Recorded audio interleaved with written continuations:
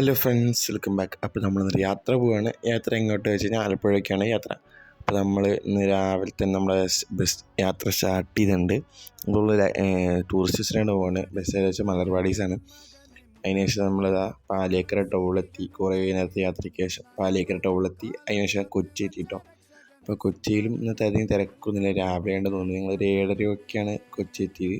അതിനുശേഷം ഞങ്ങൾ റോഡിൽ കണ്ടാൽ മനസ്സിലാവും തിരക്കൊന്നുമില്ല, അത്ര തിരക്കൊന്നും. അതിനുശേഷം ഞങ്ങൾ ടോയ്ലറ്റിൽ പോകേണ്ടി എവിടെ നിർത്തി.